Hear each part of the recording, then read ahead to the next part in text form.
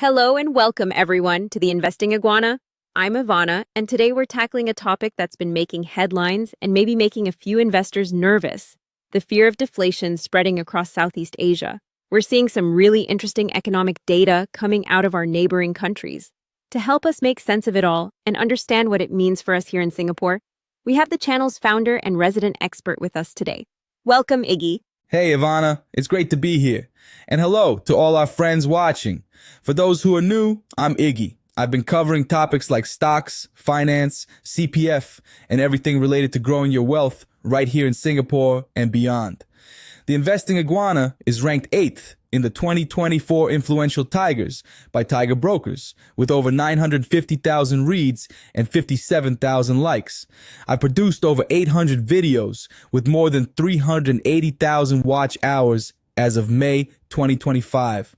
I also focus on regional and global economic trends, so today's topic is right up my alley. I'm excited to dive in and cut through the noise. That's fantastic, Iggy. So let's start with those headlines. We're hearing words like deflation and seeing some concerning numbers from countries like Thailand and Indonesia. Can you break down for us what's actually happening? Absolutely. At first glance, the numbers do look a bit worrying. Thailand's inflation recently went negative for the second month in a row, hitting 0.57% in May 2025. That's well below their central bank's target. In fact, this isn't a new problem for them. Their inflation has been weak for about a decade, which points to some deeper structural issues in their economy.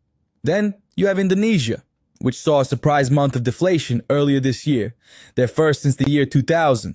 Malaysia has also been missing its inflation targets. Think of it like this: prices in the region are cooling down faster than a cup of tasty peng on a rainy day. A cooling economy next door definitely sounds like something we should pay attention to. How does this directly impact Singapore and our own investments? It's a huge deal for us because our economies are so closely linked. We trade with our ASEAN neighbors, our supply chains are intertwined, and our financial systems are connected.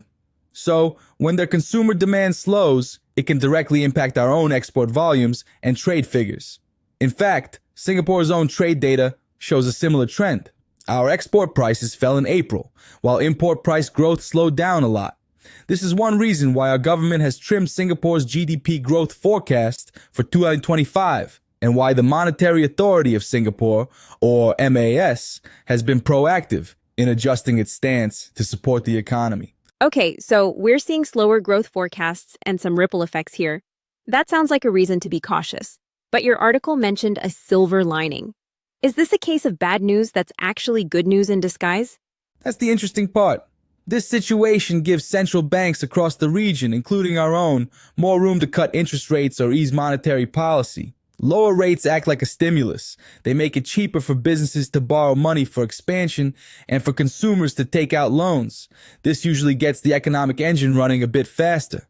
And it's important to understand why prices are falling. This isn't the scary kind of deflation that signals an economic collapse. That's a key distinction. Could you explain that a bit more? What's the difference between the good deflation we might be seeing now and the dangerous kind we should fear? Of course, dangerous deflation happens when demand completely collapses.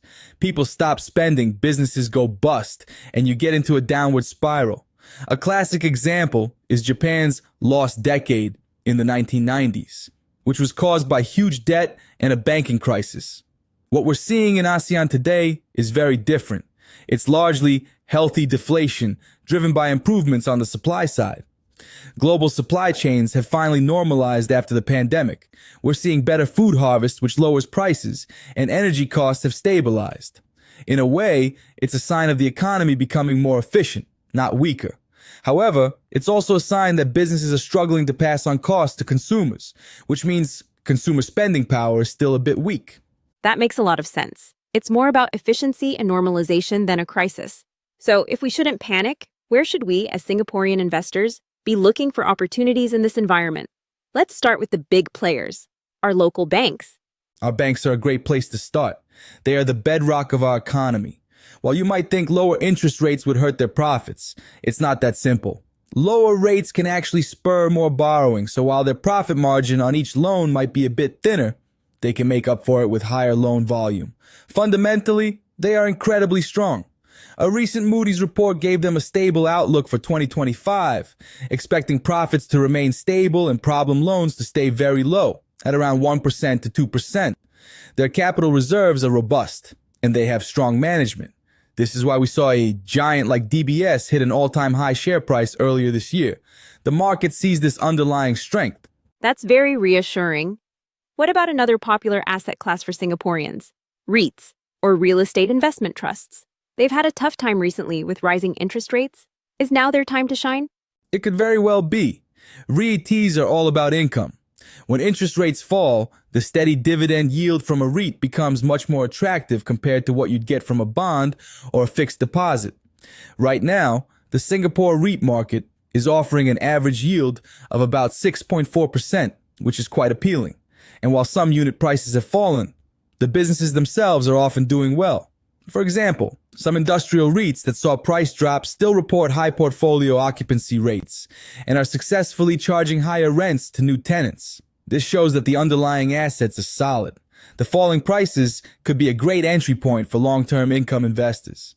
That's a great overview. For investors who want to know which specific REITs are on your watch list, with that kind of deep dive analysis, is that something you cover for your premium members? Exactly. In our premium community, we go much deeper. I share my specific watch list, detailed analysis of individual REITs and stocks, and daily market insights that help members spot these opportunities as they emerge. It's for those who want to move beyond the headlines and get granular, actionable ideas. It sounds incredibly valuable. Now, there's one more major factor we need to discuss. The wild card, as you called it. How does China's economy fit into this whole ASEAN deflation picture? China is a huge piece of the puzzle. Their economy is facing its own challenges, and one result is manufacturing overcapacity. To keep their factories running, Chinese companies might export their excess goods to other markets, like ASEAN, at very low prices. This is what some call the new China shock. For us and our neighbors, this is a double-edged sword. As consumers, we might benefit from cheaper products, but for local manufacturers in the region, it's tough to compete with that kind of pricing pressure. Singapore is caught right in the middle. Our manufacturing and finance sectors feel the heat from global trade tensions, but our economy also benefits from cheaper imports that help keep inflation low. So, after breaking all of this down, the regional numbers, the opportunities in banks and REITs, and the China factor, what is your final word, Iggy? Should investors be reaching for the panic button or their buying list? My final take is this. Do not panic. The current deflation fears are largely driven by healthy supply-side adjustments, not a catastrophic collapse in demand. Our economy and our key companies have weathered much bigger storms, from the Asian financial crisis to the GFC and the pandemic. This isn't a crisis, it's a recalibration. So, this is a time to look at your buying list. Use the market volatility as an opportunity. This is a moment to review your portfolio and ask if you have enough exposure to quality assets. Our banks remain fundamentally strong fortresses with attractive valuations.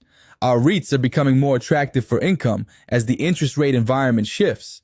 The most important thing is to stay informed, remain flexible, and keep some dry powder, cash on the side, ready.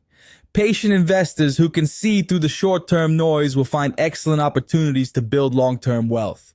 Wow, Iggy, that was incredibly insightful.